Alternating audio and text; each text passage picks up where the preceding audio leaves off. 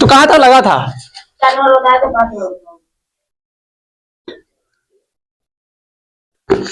4 number तक लगा था। लगाओ इसको 5वां, लगाओ कुंदन। नहीं लगा है? लगा ही नहीं कि लगी भी नहीं की हुई? बताओ पहले, अब सही सही बताना है, कोई झूठ ना बोलना। लगाया नहीं है, यही तो गलत है ना। लगाओ, क्या लिखा हुआ है 5वां नंबर में? 225,60 है जो लिखा है। क्वेश्चन नंबर 5 है ये। HCF 225,60 है ना? 60 बराबर क्या लिखा हुआ है? 225 गुणे 5 माइनस का 10x। अगर ऐसा प्रश्न दिया हुआ हो तो ध्यान दिया करो कि यहां पर कोई ना कोई मान तुम्हें निकालने को जरूर कहेगा। यहां पर किसका मान निकालने को कह रहा है? यहां पे मान देखो खुद चर। एक चीज पता होना चाहिए, एक होता है चर और एक होता है क्या चीज? अचर होता है। चर राशि किसको बोलते हैं? तो A to Z कौनो भी अक्षर हो उसको क्या बोलते हैं हम? चर बोलते हैं। और अचर किसको कहते हैं? एक से लगा करके अनंत तक कौनो गिनती लिख दो, 1000, 2000, करोड़, 10 करोड़, अरब, खरब, कौनो भी संख्या लिख दो, वो क्या कहलाता है? अचर कहलाता है। और चर राशि किसको कहते हैं? ए से जेड तक को। तो देखो कहीं इसमें चर राशि तो नहीं नजर आ रहा है? यहाँ पर आएगा तो उसी का मान निकालोगे। कहीं पर भी चर राशि नजर आ जाएगी तो पहले उसका मान निकालोगे, तब बाद में कौन चीज कहेगा करेंगे हम। तो हल करते हैं एक्स का मान, यानी कि यहां पर हमें किताब ने बोल भी दिया है और ना बोलता तो भी हम समझ जाते कि आप एक्स का मान निकालने वाला है। निकाले। यहां क्या बोला हुआ है कि HCF 225,60 बराबर इतना और इतना दिया हुआ है। तो यानी कि इसका मान क्या कह रहा है? 225 और 60 का क्या लिखना होगा? बराबर के इधर, बराबर के साइड में 225 और 60 का मासा लिखने को बोल रहा है। तो बताओ मासा कितना आएगा? डायरेक्टली बोलो। मासा कैसे निकालते हैं हम? वो बड़ी सी बड़ी संख्या ढूंढते हैं जो एक के बार में सबको काट दे, वही मासा कहलाएगा। तो 15 से कटेगा ना 225, 15 15 में 225, अब 15 चौके 15 से भी कट जाएगा जी, 15 से दोनों कट रहा है। और कोई संख्या है जिससे ढूंढो काटो, देखो कट रहा है दोनों? और कोई नहीं काटेगा। 15 ही एक ऐसी संख्या है जो बड़ी से बड़ी है जो काटेगी, वरना ऐसे छोटे छोटे में तो बहुत लोग काटेंगे उसको। लेकिन हमें क्या करना? बड़ा से बड़ा नंबर ढूंढना है। यानी कि इसका मासा क्या आएगा? इसका टोटल मान 15 आएगा, बराबर का 225 और इंटू में और माइनस का 10x। 15 बराबर 225 को 5 से गुणा करा दो, कितना आएगा? 5 5 25, 5 दूनी 10, 10 2 12, हासिल 1, 5 दूनी 10, 10 और 1 11, 11 25 और माइनस का 10x आएगा।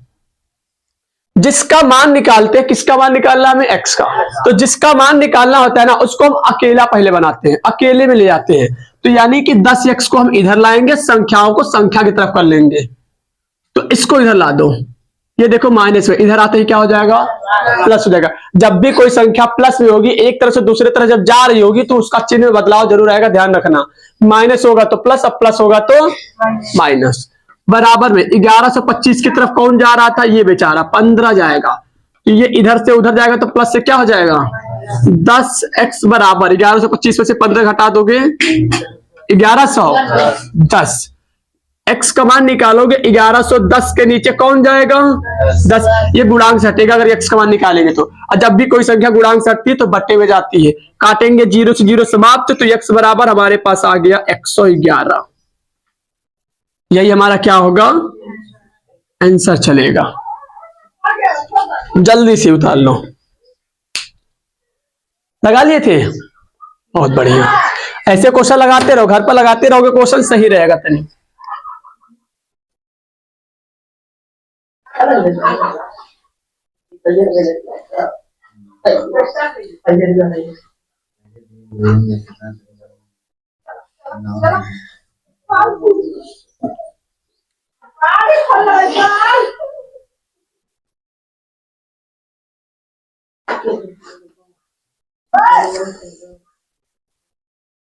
ठंडा कुछ लग रहा है, माही को लग भी नहीं करता ठंड में।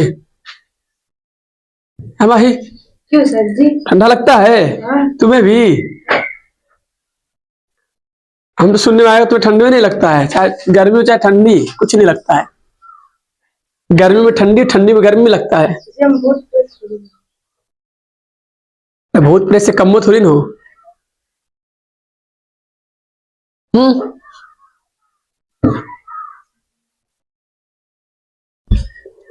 उतर गया ना? जल्दी देखो, निकाल रहे अभी। क्वेश्चन नंबर 5 था, ये हमारा हो गया। 6 नंबर क्या कह रहा है?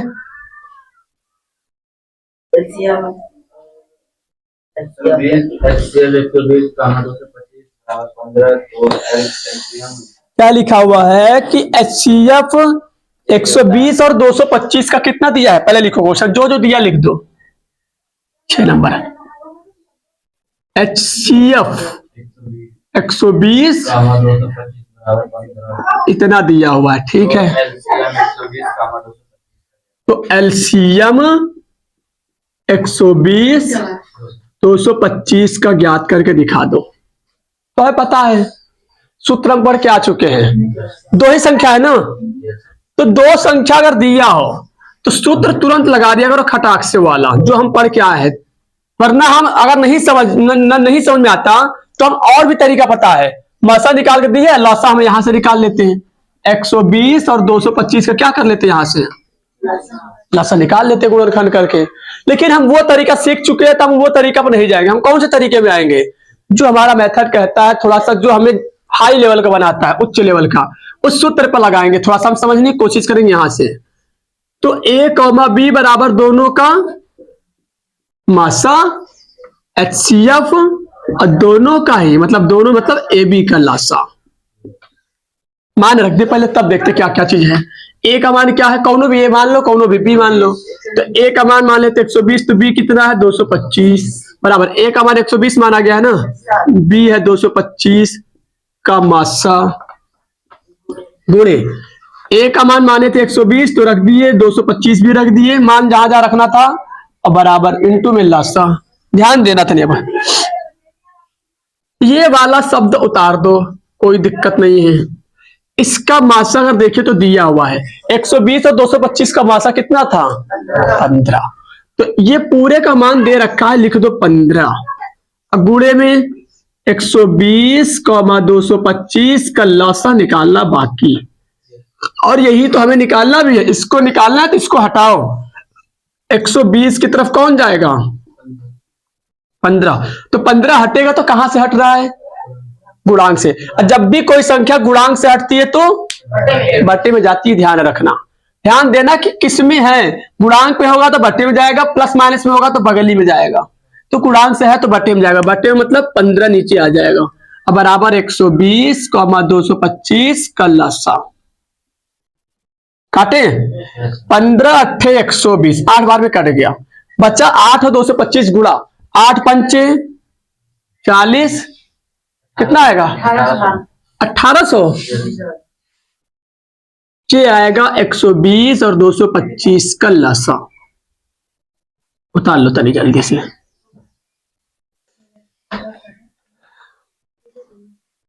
वीडियो को रोक दिया करो, स्किप करिए।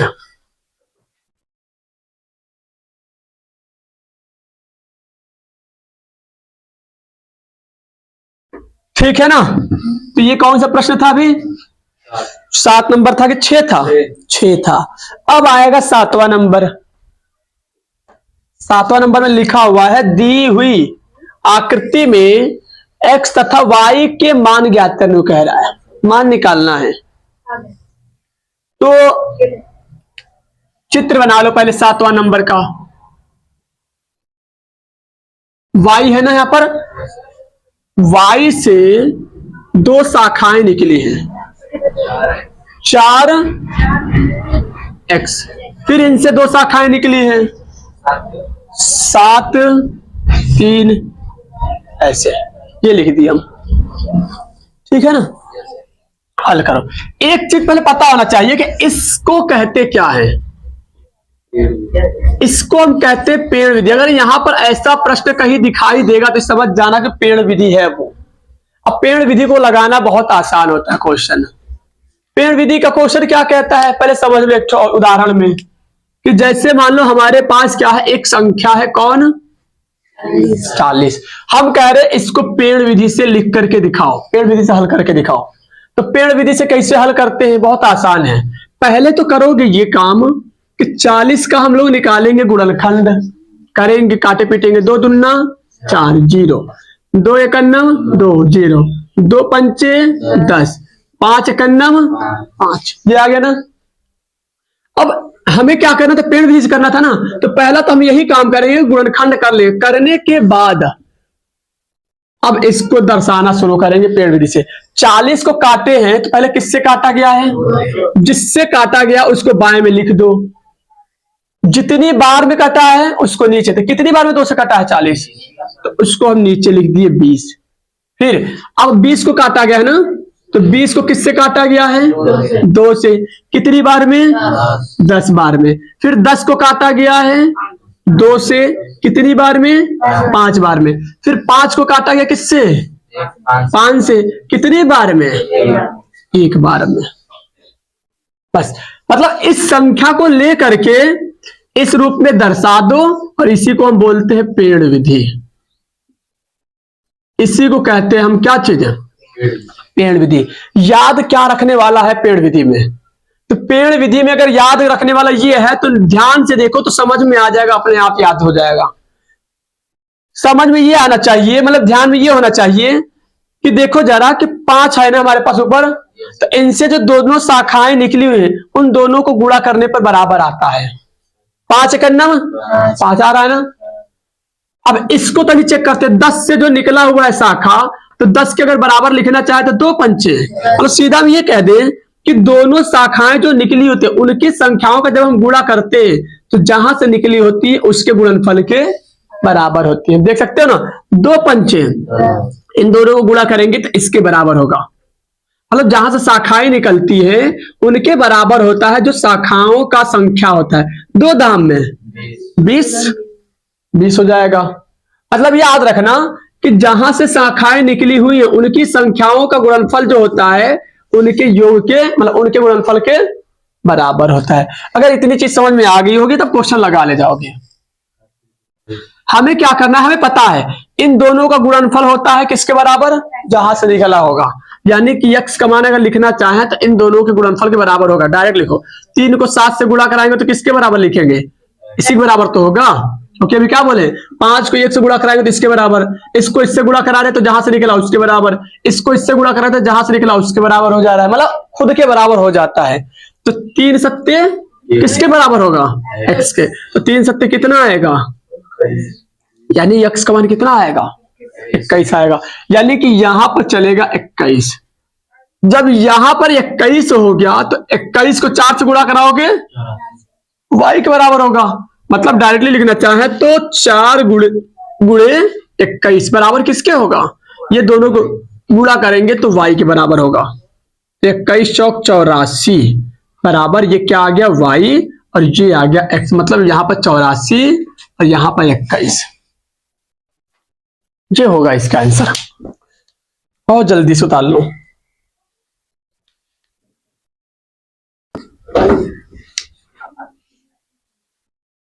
अब ये हो गया।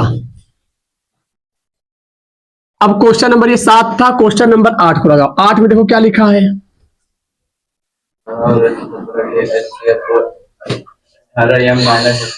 चलो चलो देखो फटाक से देखो, लिखा ये है कि 18 और 117 के एचसीएफ को 18m-117 के रूप में दर्शाया गया है।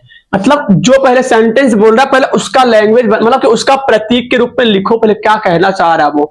तो कहना ये चाह रहा है कि एक संख्या है 18 और 117, पहले लिखते 18 और 117, ये क्वेश्चन नंबर 8वां है। 18 और 117 के HCF को 18m-117 के रूप में क्या किया गया है, दर्शाया गया है। तो जो पहले ये कहना चाह रहा है इसका पहले मतलब लिखो, तब समझ में आएगा। तो इसके कहने का मतलब क्या होगा, मतलब 18 और 117 का जो मासा है इसके बराबर लिखा गया है, यही कहने का मतलब। मतलब इसको लिखना चाहते कुछ ऐसे, 18 और 117 का जो HCF है ना, 18 117 का जो HCF है ना, वो किसके बराबर लिखा गया है, 18m माइनस के 117 के रूप में लिखा गया है। वही चीज कहना चाह रहा है, यही चीज तो लिखा हुआ लैंग्वेज में कि 18 117 का HCF को इसके बराबर में दिखाया गया है। तो जो कहना चाह रहा था उसके हिसाब से बना दे सेंटेंस। अगर ऐसा है तो इसमें कोई दिखाई पड़ रहा चर राशि, कह भी रहा है तो यम का मान निकालो, या फिर ना कहता तो भी हम निकाल लेते हैं यम का मान। एकदम सेम क्वेश्चन अभी एक लगा कर आए हैं, निकाले। 18 और 117 का मासा बताओ फट दे। ये 18 है, 18 नहीं आएगा, 9 आएगा।